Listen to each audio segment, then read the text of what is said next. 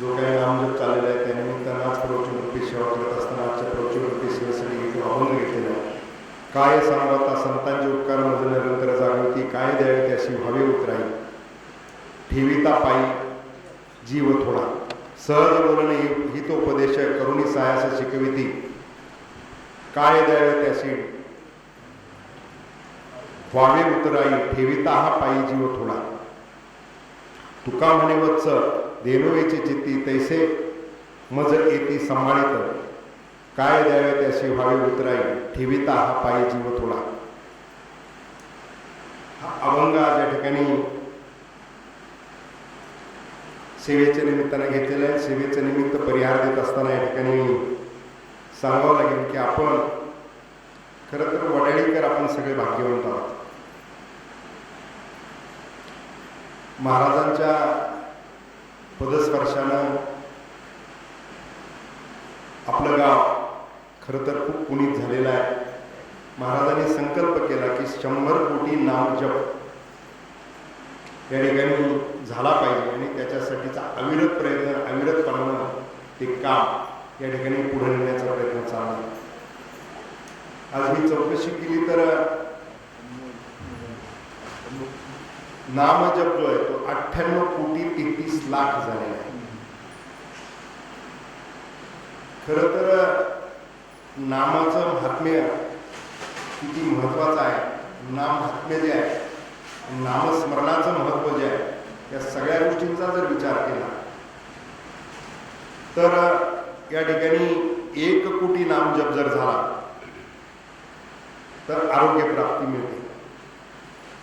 2 कोटी नामजप झाला तर संपत्ती प्राप्ती होते. 3 कोटी नामजप जर झाला तर यश आणि कीर्ती मिळते. 4 कोटी नामजप जर झाला तर यही लोकीचे सर्व सुख प्राप्त होतात. 5 कोटी नामजप जर झाला तर काम क्रोधादी विकार जातात. 6 कोटी नामजप जर झाला तर ज्ञानाची प्राप्ती होते. 7 कोटी नामजप जर झाला तर अनुकूल पती पत्नी मिळते.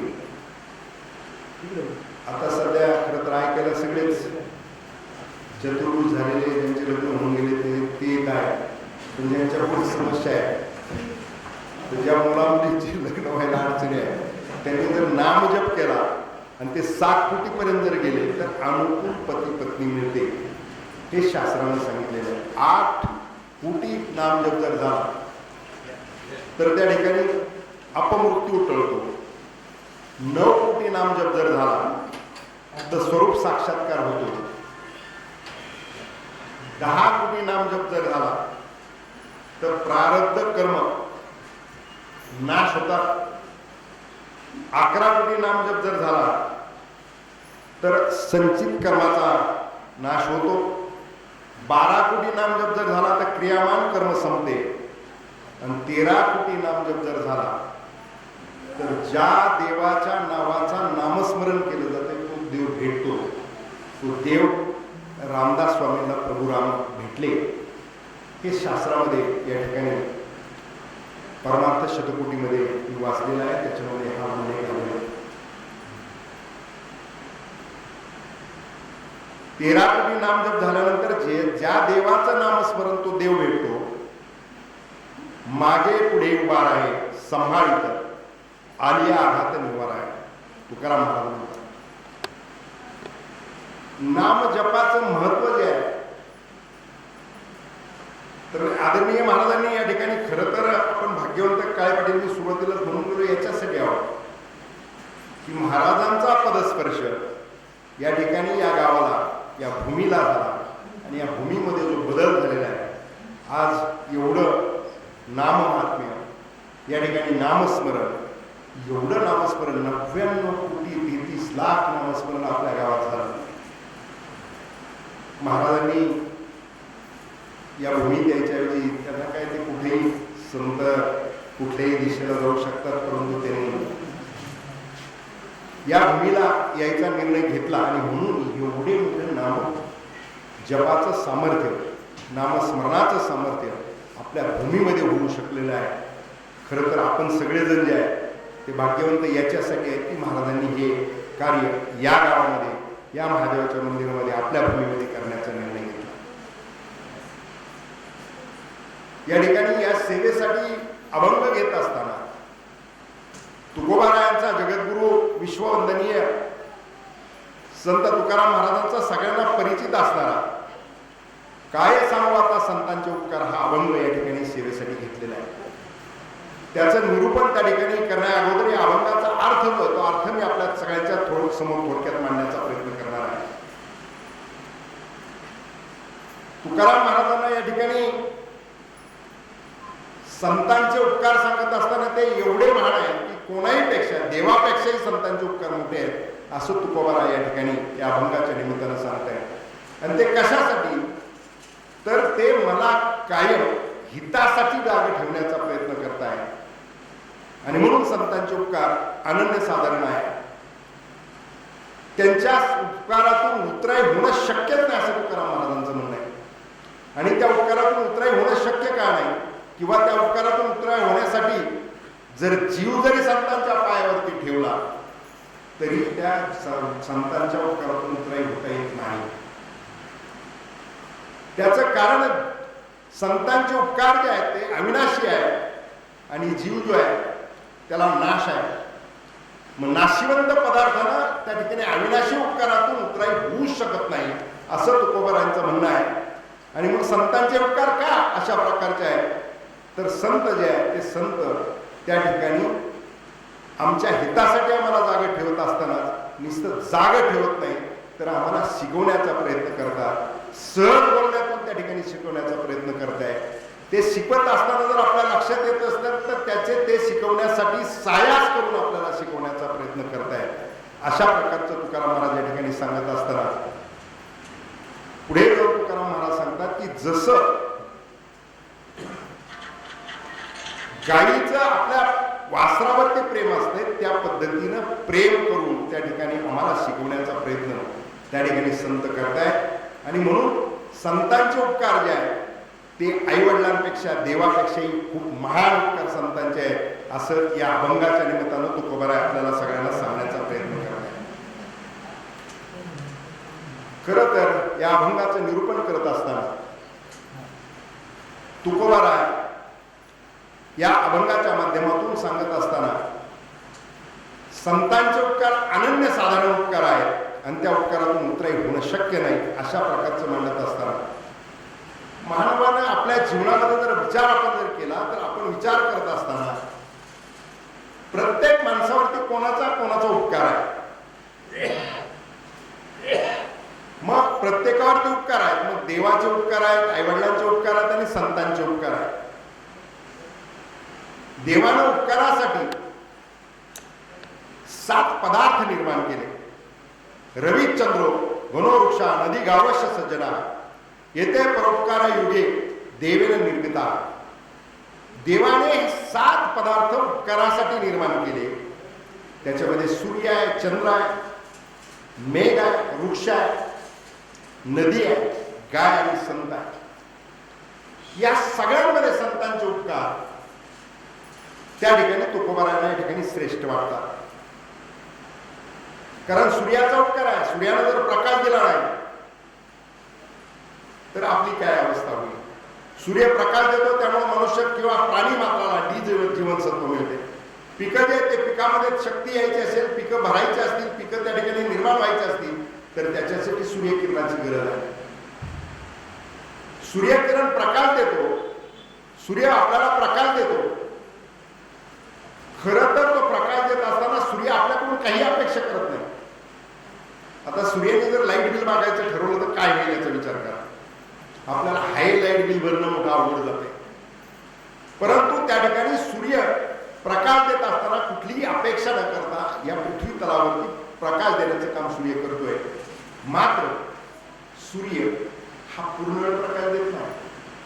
12 तास प्रकाश देतो, 12 तास अंधार आहे आणि म्हणून सूर्यामध्ये उणीव त्या ठिकाणी निश्चितपणे आहे. चंद्र प्रकाश देतो. चंद्राच्या प्रकाशानं शीतलतेनं त्या ठिकाणी पिकामध्ये आणि मानव जीवनामध्ये एक वेगळ्या प्रकारच्या चैतन्याने शक्ती मिळते. मात्र चंद्र देखील कलेकलेनं मोठा होत जातो, कलेकलेनं लहान होत जातो. चंद्रही सर्व काळ त्या ठिकाणी आपल्याला सुख देऊ शकत नाही. मेघ सांगितलेला आहे, मेघ ढगाचे उपकार तर किती मोठे, ढग आले नाही, पाऊस पडला नाही तर आपली अवस्था काय होईल. परंतु ढगाचे उपकार असताना ते देखील अशाच प्रकारचे आहे. कधी पर्जन्यमान जास्त होत आहे. खरं तर पावसाचा महिना जून महिना, मागच्या वर्षी मे महिन्यामध्येच आपल्याकडे सगळे नदी नाले भरून वाहत होते. मेघाचे उपकार झाले परंतु वेळेच्या आधी झाले. यावर्षी एप्रिलमध्येच अवकाळी काही ठिकाणी झाला, त्याचं नुकसान झालं. म्हणजे मेघ उपकार करत असताना देखील मेघाचे उपकार जे आहेत ते सुद्धा खूप महत्वाचे आहेत. पाणी हे जीवन आहे आणि जर ढग आले नाही, पाऊस पडला नाही तर जीवन असणारं पाणी आपल्याला मिळालं नाही तर आपण तडफडून मेल्याशिवाय राहणार नाही. मात्र मेघ देखील उपकार करत असताना कधी जास्त करतोय, कधी कमी करतोय, कधी दुष्काळ पडतोय. आणि म्हणून मेघाच्या उपकाराला देखील मर्यादा आहे.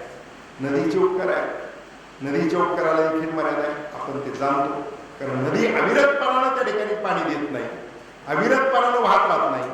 कधी वाहिली तर त्या ठिकाणी प्रमाणात वाहते, कधी पूर आला तर नुकसान करून जाते, दुष्काळ पडला तर त्या नदीत पाणी नसल्यामुळे त्या ठिकाणी आपली सगळ्यांची हानी होते. गायीचे उपकार देखील आपल्याला अनन्यसाधारण आहेत. गायीचं दूध, गायीचं शेण, गायीचं गोमूत्र, हे सगळ्या गोष्टी पवित्र सांगितलेल्या आहेत. गायीचं शेण आणि गायीचं दूध आणि गायीचं गोमूत्र पवित्र का? आपल्याकडे सांगितलं जातं गायीच्या अंगामध्ये, शरीरामध्ये 33 कोटी देव आहेत. गायी ह्या पृथ्वी तलावरती जेवढे पशु आहेत त्याच्यामध्ये गावरान गाई, गाई म्हणजे गावरान गाई, जिला वशिंड आहे, तिच्या अंगामध्ये 33 कोटी देव सांगितलेले आहेत. त्याचं कारण गायीचं वशिंड जे आहे ते सूर्यनाडी आहे. सूर्याची एनर्जी या जगाच्या पाठीवर सगळ्यात जास्त खिचून घेण्याची ताकद कोणामध्ये असेल तर ते गायीच्या वशिंडामध्ये आहे.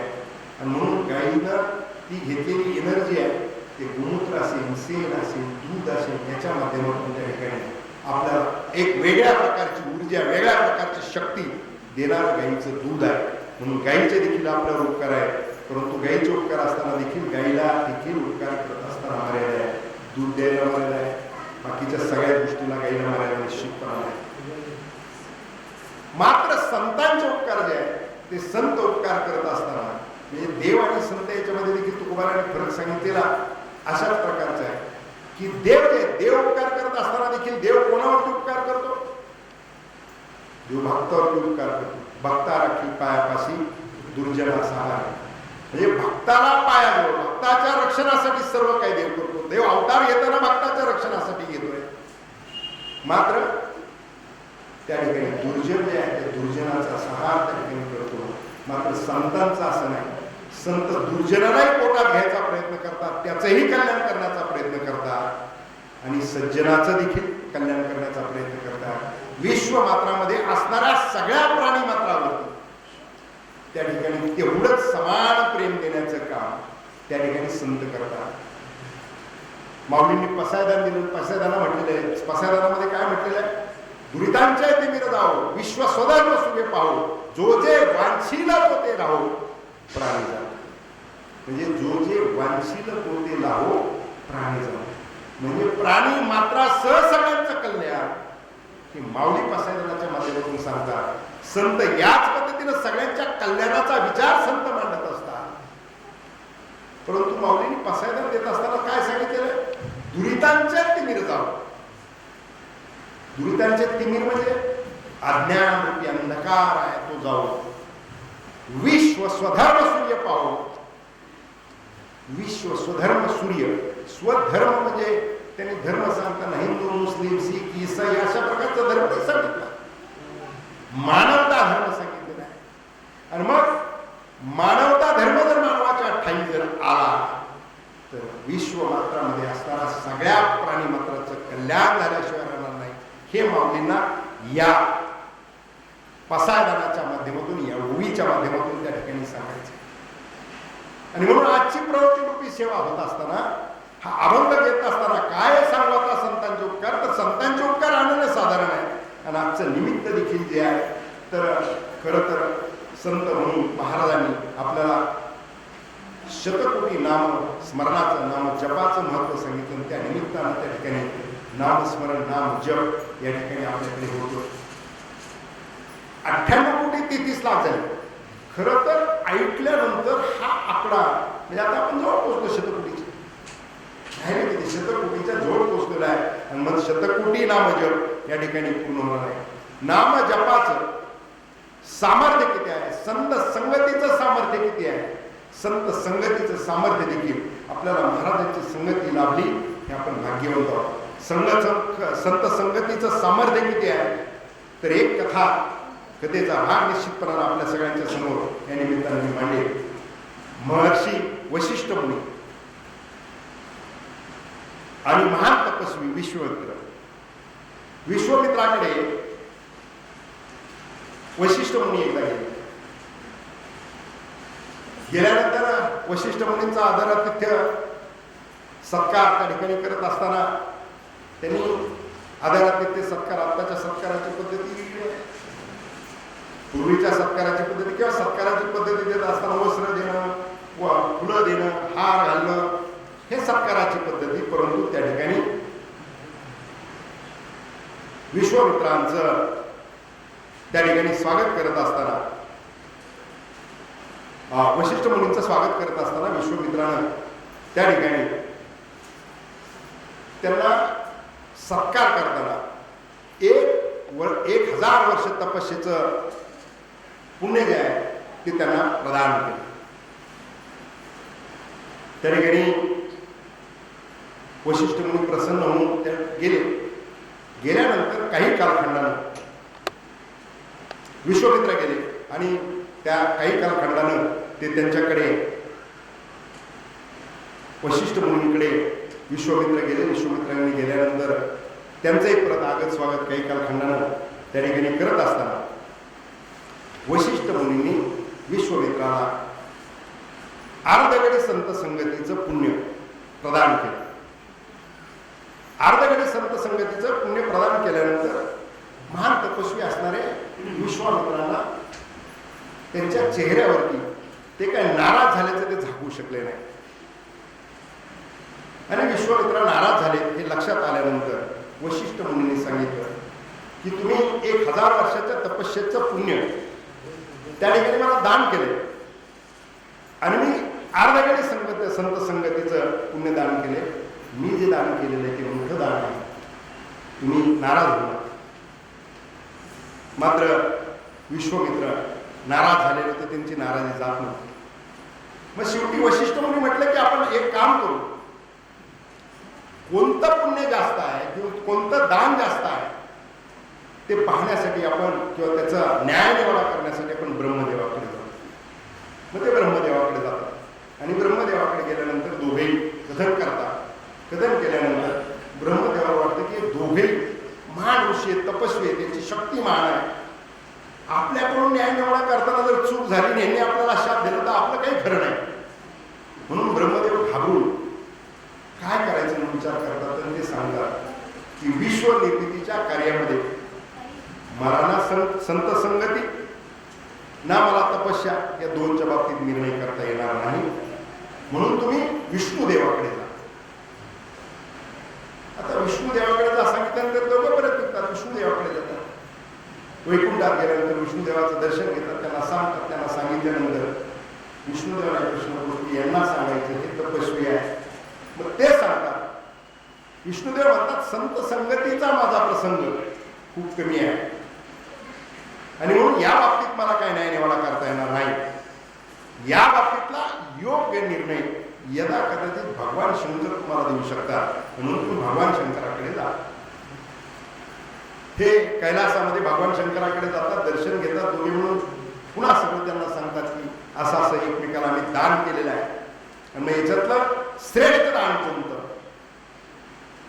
भगवान शंकर म्हणतात की आता यांच्यातला न्यायनिवाडा करायचं म्हणजे अवघड आहे. भगवान शंकर त्याच्यातून मार्ग काढताना म्हणतात की जेव्हा समुद्र मंथन झालं आणि त्याच्यातून निर्माण झालेलं हराम विष घेतल्यानंतर मला त्या ठिकाणी काही गोष्टींच्या बाबतीमध्ये माझी संभ्रमित अवस्था होते आणि म्हणून तुमच्या या बाबतीतला निर्णय मला देता येणार नाही. मात्र या बाबतीतला निर्णय करायचा असेल तर तुम्ही शेषनागाकडे गेला तर तुम्हाला याचं निर्णय मिळू शकतो. मग हे शेषनागाकडे जातात. दोघे शेषनागाला सगळं सांगतात. शेषनाग सांगतात की माझ्या डोक्यावरती पृथ्वीचं ओझं आहे. हा भार असताना तुमच्या प्रश्नाचं उत्तर देणं मोठा अवघड आहे. तर हा जरा भार तुम्ही हलका करण्याचा माझा जर प्रयत्न केला तर निश्चितपणाने मी याचं उत्तर तुम्हाला देऊ शकेन. म्हणून महान तपस्वी असणाऱ्या विश्वामित्राला सांगितलं तर विश्वामित्र त्या ठिकाणी हातात पाणी घेतात आणि संकल्प सोडतात, हे पृथ्वी माते, 1000 वर्षाच्या तपस्येचं पुण्य मी तुला अर्पण करतो, समर्पण करतो. तू थोडस शेषनागाच्या डोक्यावर वरती जा. यांनी संकल्प सोडल्यानंतर भुजभर देखील किंवा केसभर देखील त्या ठिकाणी पृथ्वी माता वर जात नाही. वशिष्ठ मुनींचा नंबर येतो. वशिष्ठ मुनी हातात पाणी घेतात आणि त्या ठिकाणी ते पाणी घेऊन संकल्प सोडतात की मी अर्धघडी संत संगतीचं पुण्य मी तुला समर्पित करतोय. शेषनागाकडून उत्तर हवा आहे, तू वरती जा. पृथ्वी अगदी हवेत जशी वर जावं तशी पृथ्वी वरती गेली. शेषनागाच्या डोक्यावरचं पृथ्वीचं वजन कमी झालं आणि मग त्यांनी विचारलं विश्वामित्राला, उत्तर देण्याची आवश्यकता आहे का?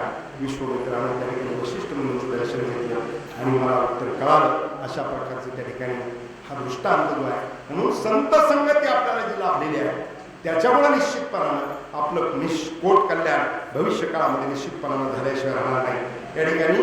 आणि म्हणून आजच्या सेवेसाठी अभंग घेत असताना हा घेतलाय. मात्र नाम महिमा जो आहे तर नाम महिम्याची ताकद किती आहे हे या ठिकाणी निश्चितपणानं आपल्या समोर आज या निमित्तानं मांडावं लागेल. नाम महिम्याचा आणखी एक दृष्टांत मला निश्चितपणानं आठवतो. बोलते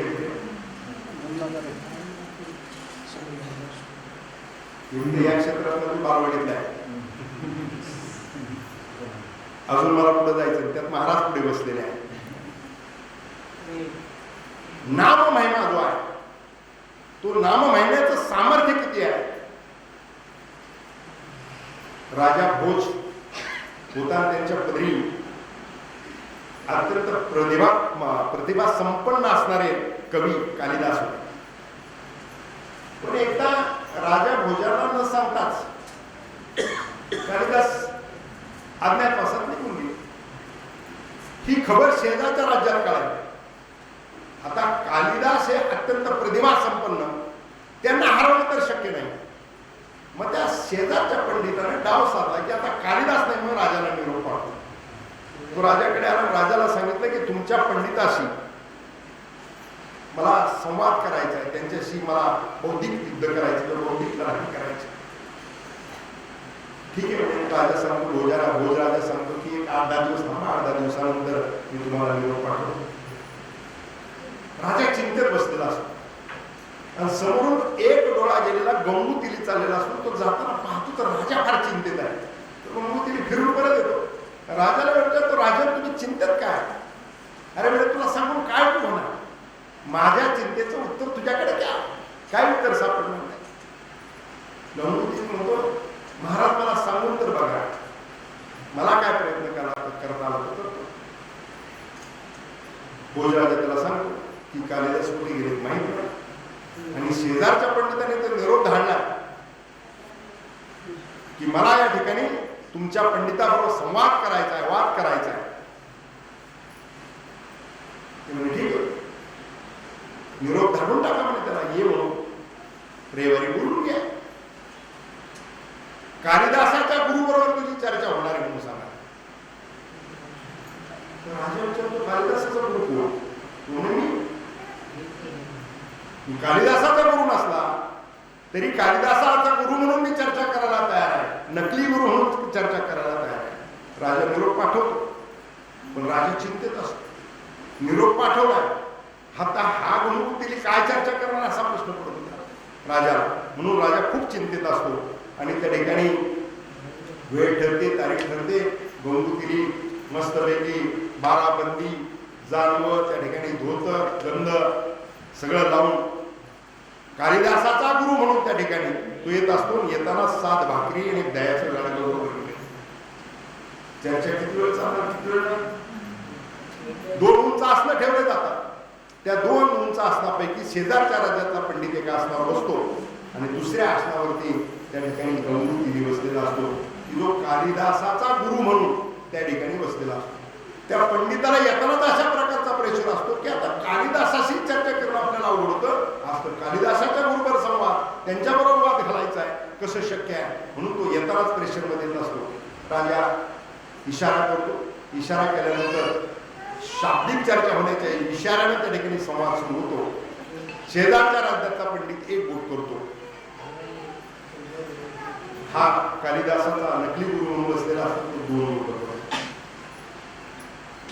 समोरचा पंडित अशी पाच बोट करतो. अशी पाच बोट केली की हा कालिदासाचा गुरु झालेला, तो अशी मुठी करतो, मोठा होतो. समोरचा पंडित 7 बोट करतो. हा कालिदासाचा गुरु झालेला 7 बोट करून अशी उभी रेख मारतो. समोरचा पंडित विचारतो कुठे? हा दह्याचं गाडं पुढे करतो. दह्याचं गाडं पुढे केल्याबरोबर हा समोरच्या राज्याला मारलेला पंडित सांगतो की मी हरलो. कालिदासाशी चर्चा करणं, मला त्या ठिकाणी संवाद करणं अवघड वाटत होतं. हे तर कालिदासाचे गुरु आहेत, मी हरणार, मी हरलेला. राजा भोजराजा लगेच सांगून टाकतो की कालिदासाची त्या या ठिकाणी जो काय गंगूतिली आहे, कालिदासांच्या गुरूंची मिरवणूक काढा, त्यांना 10 एकर जमीन बक्षीस दिली म्हणून सांगितलं जातं. मिरवणूक काढली जाते. मिरवणूक निघाल्यानंतर त्या ठिकाणी गंगूतिली आणि ती मिरवणूक चाललेली असते. मात्र इकडं राजा पंडिताला विचारतो की तुम्ही ज्या पद्धतीची चर्चा तुमची चाललेली होती त्या सामान्य लोकांना कळालेली आहे, फक्त इशाऱ्यावरती चर्चा चाललेली होती, काय चर्चा चालली? त्या पंडिताने सांगितलं मी एक बोट केलं म्हणजे मी ब्रह्म एक आहे असं सांगितलं. कालिदासांच्या गुरूंनी 2 बोट केले. त्यांनी सांगितलं माया, ब्रह्म आणि माया 2 आहेत. आणि पुढे त्याने सांगितलं की पंडित म्हटलं मी 5 बोट केले. हे पंच महाभूत या देशामध्ये कारभार चालवतात असं मी सांगितलं. त्यांनी मोठीच सांगितलं की हे पंच महाभूत जे जरी वेगळे असले तरी देहात आणि जगात एकत्र आहेत असं त्यांनी सांगितलं. म्हणजे 7 बोट केले होते. त्यांनी सांगितलं की 7 समुद्र आहेत जगात असं मी सांगितलं. आणि कालिदासाच्या गुरूंनी सांगितलं की 7 समुद्र आहेत, मात्र मेरू पर्वत मध्ये आहे. आणि मग त्यांनी उत्तर दिल्यानंतर मी त्यांना विचारलं मेरू पर्वत कुठे आहे? तर त्यांनी सांगितलं की मेरू पर्वत दही समुद्राच्या जवळ आहे असं गाडव त्यांनी सांगितलं. आणि त्याच्यामुळे मी हळूहळू पुढचे प्रश्न विचारण्यात हिंमत होती. त्याचा मान सन्मान करून त्या पंडिताला त्या ठिकाणी पाठवलं जातं. आणि त्याच्यानंतर गंगूतिली मिरवणूक करून आल्यानंतर त्याला विचारतात, भोजराजा विचारतो की तू एवढं ज्ञान कुठं प्राप्त केलं, कुठं शिकलास हे ज्ञान, कोणत्याच्या साधूच्या संगतीमुळे तुला ज्ञान प्राप्त झालं? तर त्यानं सांगितलं महाराज उत्तर सगळे बरोबर होते, पण बरोबर फिट बसते. त्याने कसे बरोबर होते? मग त्याने एक बोट केलं. मला असं वाटलं की तो म्हणतोय तुझा एक डोळा आहे तो घालवतो, मी 2 बोट केले तुझे दोन्ही घालून म्हणून सांगितलं. त्याने म्हणजे 5 बोट केले. असा हात केला, तो थप्पड मारेल म्हणल्यानंतर मी म्हणलं बुक्कीत पाडी. म्हणजे पुढे त्यांनी 7 बोट केले. मला मी 7 भाकरी घेऊन आलो होतो, त्याला कळाला असेल म्हणून मी त्याला सांगितलं 3:30 सकाळी 3:30 संध्याकाळी आलो. आणि त्याने विचारलं कुठं कशाबरोबर की दह्याच्या गाडीवर वगैरे दह्याबरोबर. उत्तर सगळे बरोबर होते, परंतु त्या ठिकाणी ते पीठ बसले. नाम महिमा जे आहे कालिदासाचा गुरु, एवढ्या नाम महिम्यावरती त्या ठिकाणी त्याला तो विजय संपादन करता आला. कालिदासाचा गुरु हा नाम महिमा निश्चितपणे त्या ठिकाणी त्याच्यासाठी उपयोगी आलेला आहे. आणि म्हणून या ठिकाणी तुकाराम महाराज म्हणतात की मी तो अल्पमती हीन काय वरून तुमचे गुण उदकी तारेले पाशान हे महिमान नामाचे. म्हणजे आता आपण पाहतो की सीतू बनवला, फक्त नावावरती सीतू बनला. त्या ठिकाणी अभंगाकडे मला जायचं असल्यामुळं रामाची माता कौशल्या, हनुमंताची माता अंजनी यांचा संवाद त्या ठिकाणी सांगता आला असता, परंतु त्याच्यामध्ये त्या ठिकाणी वेळ घालवण्यापेक्षा संतांचे उपकार या विषयाकडे जात असताना संतांचे उपकार किती महान आहेत हे तुकोबाराय सांगत असताना त्या उपकारातून उतराई होता येत नाही हे तुकोबारायांनी सांगितलंय. त्याचं कारण प्रत्येकाच्या उपकाराला मर्यादा आहेत, मात्र संतांच्या उपकाराला मर्यादा नाही. आणि संतांचे उपकार जे आहेत ते उपकार अविनाशी आहे, त्याचा कधीही नाश होत नाही. संतांनी सांगितलेल्या कुठल्याही उपकाराचा नाश होत नाही. आणि याच्या बाबतीमध्ये जर एक सगळ्यात मोठं उदाहरण आपण अध्यात्मात आपण काय ऐकतो, महर्षी वाल्मिकींचं. महर्षी वाल्मिकींचा सगळा इतिहास मागचा पाहिला. महर्षी वाल्मिक या ठिकाणी महान संत झाले. त्यांनी रामायण लिहिलं. रामायण होण्याच्या अगोदर रामायण लिहिलं. त्यांनी लिहिलेल्या रामायणाच्या केसभर बाजूला रामाला देखील जाता म्हणून ब्रह्मदेव विचार करतात की एकदा महर्षी वाल्मिकाला भेटायला गेलं पाहिजे. आणि महर्षी वाल्मिकाला भेटायला ब्रह्मदेव ज्यावेळेस येतात त्यावेळेस सेवक जे वाल्मिकींचे ते बाहेर आश्रमाच्या पाहतात 4 तोंडाचे कोणतरी आले म्हणून पळत जाऊन महर्षी वाल्मिकाला सांगतात. महर्षी वाल्मिकांना 4 तोंडाचं माणूस आहे सांगितल्यानंतर ते लगेच सेवकांना सांगतात अरे त्यांचं स्वागत करा, ते ब्रह्मदेव आहे. त्या ठिकाणी फुलं टाकली जातात, फुलांच्या वरून ब्रह्मदेव चालत येतात, आल्यानंतर बसतात, बाकीच्या गोष्टींची चर्चा होते. नंतर ब्रह्मदेव सांगतात की महर्षी मला एकांतात तुमच्याशी बोलायचं. एकांतात बोलायचं ठरल्यानंतर बाकीचे सेवक उठून जातात आणि एकांतात चर्चा झाल्यानंतर ब्रह्मदेव विचारतात की तुम्ही एक काळ खूप माणसं मारली म्हणतात, तर किती माणसं मारली? म्हणजे त्याचा हिशोब माझ्याकडे नाही. किती मारली हे मला सांगता येणार. मग तुमच्यात एवढं मोठं परिवर्तन झालं, ते परिवर्तन कशामुळे झालं? तर ते म्हणजे परिवर्तन झालेलं सांग. बराचसा संवाद होतो, परिवर्तन कशामुळे झालं हे विचारल्यानंतर महर्षी वाल्मिक ब्रह्मदेवाला आतल्या खोलीमध्ये त्याच्या कुटीच असतात. त्या कुटीमध्ये जिथे देव घर होतो तिथे महर्षी वाल्मिक ब्रह्मदेवाला घेऊन जातात आणि बोट करतात. त्या देवघरामध्ये पाहिलं तर त्या ठिकाणी 52 चंदनाची मूर्ती ही महर्षी नारद मुनींची मूर्ती त्या ठिकाणी असते. तिच्या पुढे आसन त्या मूर्तीच्या खाली असतं, आसनाच्या पुढे वरती मूर्ती प्रतिष्ठापना केलेली असते, समोर फुलं असतात, त्या ठिकाणी पूजा झालेली असते. आणि त्या संताकडे बोट करून सांगतात वाल्मिकी की माझ्या जीवनाचं परिवर्तन जर झालं असेल तर या संतांच्या संगतीमुळे झालेलं आहे. कथाभाग पूर्वीचा आपल्याला माहिती आहे की नारद मुनींनी त्यांना कशा पद्धतीनं नारद मुनीला ज्यावेळेस मारायला निघाले त्यावेळेस नारद मुनींनी सांगितलं हे पाप कोणा हे करतोय ते कोणासाठी करतोय? कुटुंबातल्या सगळ्यांनी सांगितलं की आमची पालन पोषण करण्याची जबाबदारी तुमची आहे, पापात आम्ही वाटेकरी होऊ शकत नाही एवढं सांगितलं. साक्षात्कार झाला. नारद मुनींनाही त्या ठिकाणी उपदेश केला. नारद मुनीच्या उपदेशानं वाल्मिकी झाला, वाल्मिकीचा महर्षी वाल्मिक झाला.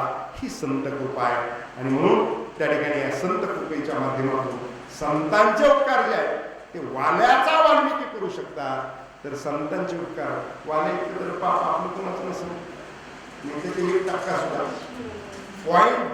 पॉइंट टक्का सुद्धा कोणाला पाप नसेल.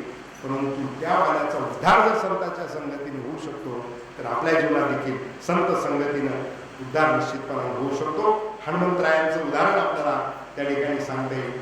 हनुमंतराय खरं तर भीम इंद्रप्रस्थला त्या ठिकाणी इंद्रप्रस्थावरून हस्तिनापुरून त्या दुर्योधन जातो आणि भीमाला त्या ठिकाणी तो घेऊन येतो. त्याच्यामुळे तो पडला दिवसभर लेंगाळ होतो दुर्योधन. त्याला भीमाला बरोबर घेऊन यायचं असतं. भीमाला बरोबर आणतो. भीमाला बरोबर आणून त्या ठिकाणी भीमाला सांगतो की तुला पाहिजे तेवढे लाडू उद्या मी खायला देणार, मात्र मला पूजेसाठी मानस सरोवरातून सुवर्ण कमळ घेऊन यायचं. तिथे हनुमंतरायाची तपश्चर्याचा महिना असते. आता भीमाला सुवर्ण कमळ आणायला सांगितलं तर भीम जातो आणि जातो त्या मानस सरोवरातून उडी टाकल्यानंतर हनुमंतरायाची तपश्चर्याला व्यत्यय येतो. हनुमंतराय आवाज येतात अरे कोण आहे? आता भीम राजाचाच कोण आहे म्हटल्यानंतर तो काय तिकडे दुर्लक्ष करतो, पुन्हा उडी टाकतो. पुन्हा उडी टाकल्यानंतर हनुमंतराय म्हणतात अरे मी अनुष्ठानाला बसतोय, माझ्या अनुष्ठानामध्ये व्यत्यय येतोय, तू असं का करतोस, कोण आहेस तू? भीम काय ऐकत नाही. त्याला असं वाटतं की पाला खाणार वानर ते मला कोण आहे विचारलं. शेवटी ऐकत नाही म्हणलं तर मारुतीरायाच्या लक्षात येतं हे काय ऐकणार नाही, त्याला जरा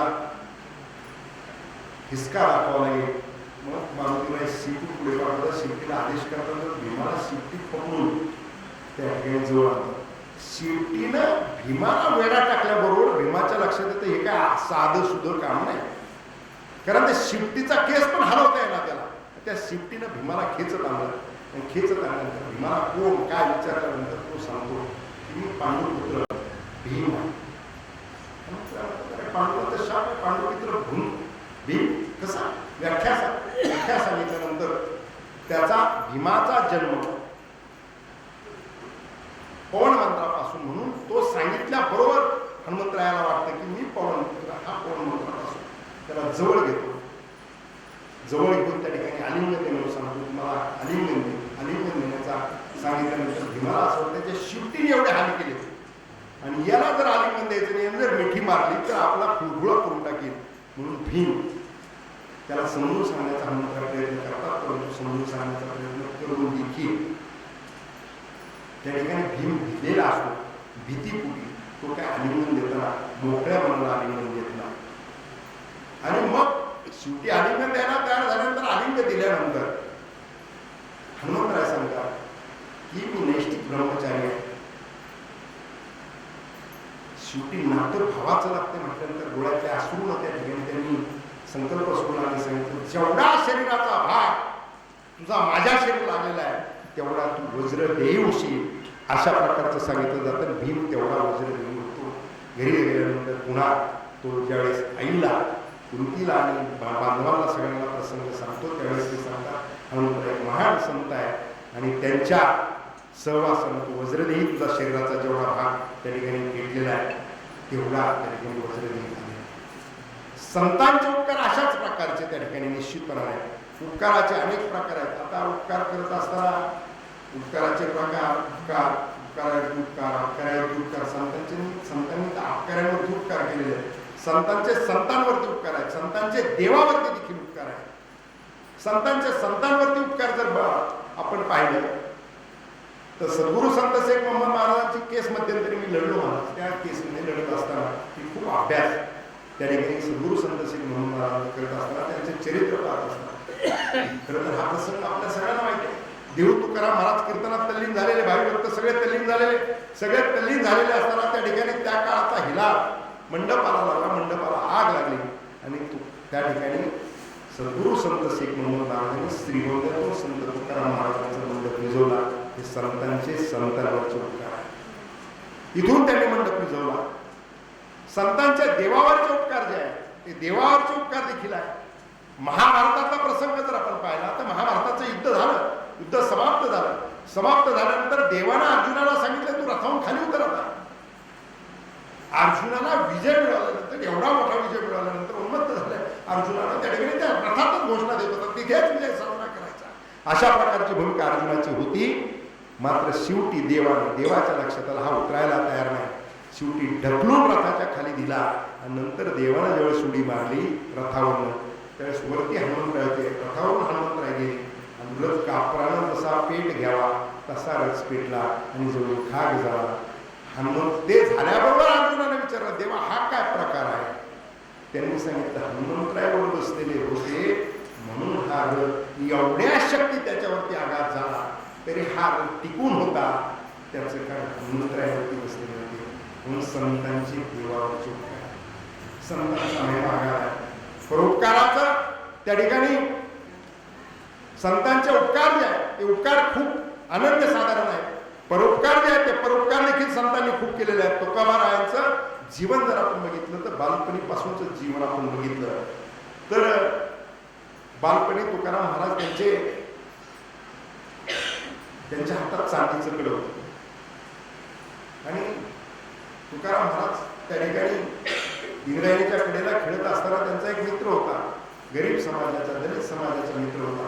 त्यांना ते त्यांच्या हातात चांदीचं कडं बघून त्याला असं वाटलं असं कडं आपल्याला असायला पाहिजे आणि तो तुकाराम महाराजांकडे बोलून गेला. तुकाराम महाराज लहानपणी त्या हातातलं कडं काढून त्या मित्राला दिलं तुकाराम महाराजांच्या वडिलांचा सावकारकीचा व्यवसाय होता. त्या सावकारकीच्या वसुलीसाठी ज्यावेळेस त्या मुलाच्या वडिलांकडे गेले, वसुलीसाठी मागणी केली, त्यावेळेस त्यांनी सांगितलं काही दिवस थांबा, अजून मला पीक यायचे, उत्पन्न यायचे, आल्यानंतर मी तुमचं निश्चितपणाने कर्ज चुकवल्याशिवाय राहणार. त्याच्याबरोबर त्यांच्या वडिलांच्या बरोबर मुलीम होता. चहापेक्षा किती गरजच असते. त्यांनी त्या पोराच्या हातात चांदीचं कडं बघितलं आणि त्याच्या पोराच्या हातात चांदीचं कडं आहे. ते सांगितल्याबरोबर तो लगेच मुलाला म्हणतो ते चांदीचं कडं देऊन टाक. दिल्यानंतर ते चांदीचं कडं हातात घेतलं जातं. तुकाराम महाराजांचे वडील पाहतात, हे तर तुकारामाचं कडं दिसतं. घरी गेल्यानंतर ते धर्मपत्नीला बोलवतात, तुकाराम महाराजांच्या आईला बोलवतात, आईच्या हातामध्ये कडं देतात. हे तर मला तुकारामाचं कडं वाटतं. आई म्हणे तुकारामाचंच आहे.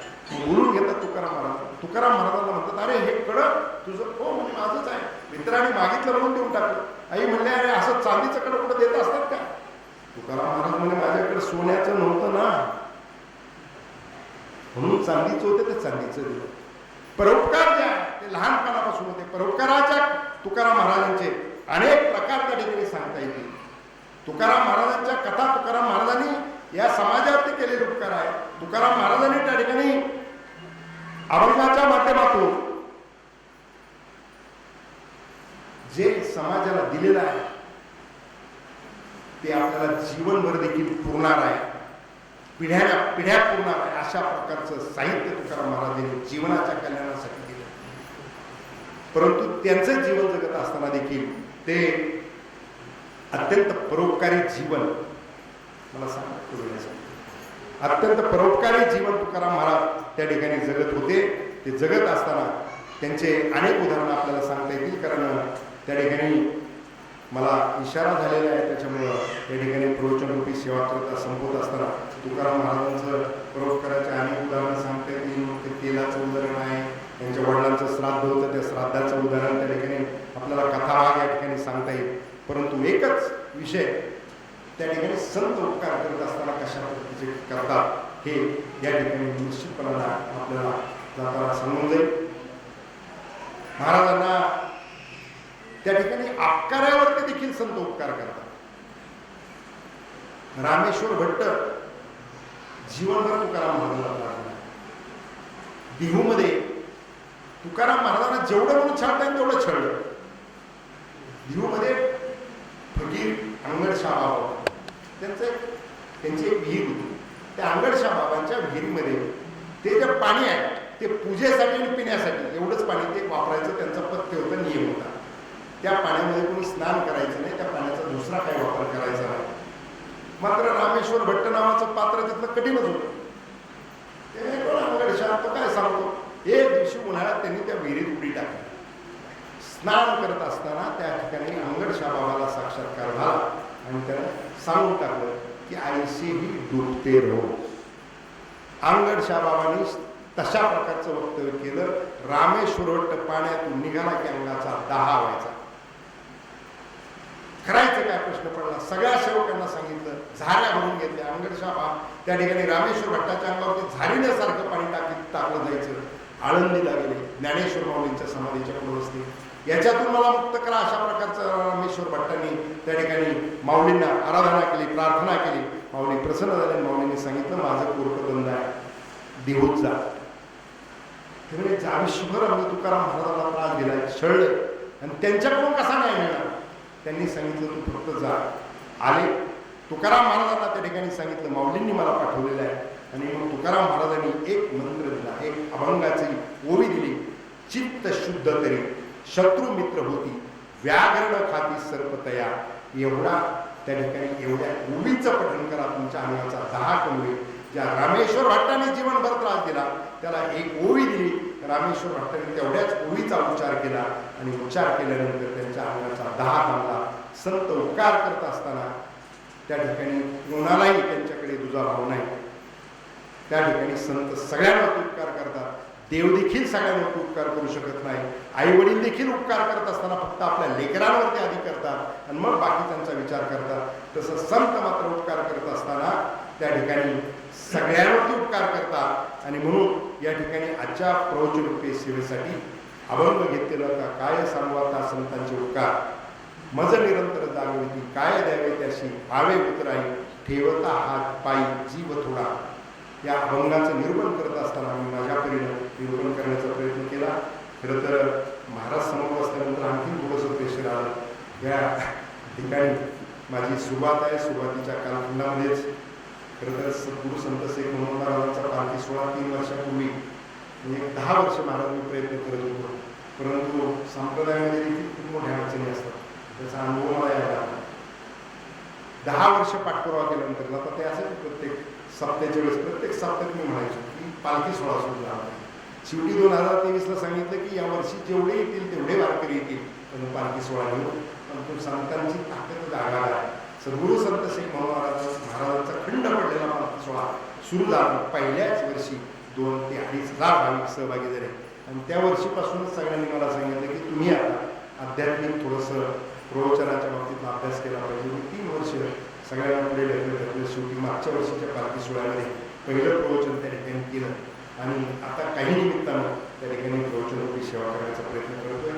हे मांडत असताना अभंगाचं निरूपण करत असताना जे काय बरोबर आलं असेल ती त्या ठिकाणी माझे गुरु हरिभक्तीपरायण तुकाराम महाराजांचे 10वे वंशज हरिभक्तीपरायण मोरेंचा आहे. त्याची चुकला असेल तर माझ्या बुद्धीचा दोष आहे. माझं मला परत द्या एवढीच त्या ठिकाणी प्रार्थना करतो. माझ्या काही चुकला असेल तर मला पोटात घ्या, मला सांभाळून घ्या एवढी प्रार्थना करतो आणि या ठिकाणी प्रवचन सेवेला पुनर्वळ देतो. पुंडलिकावतार विठ्ठल श्री ज्ञानदेव तुकाराम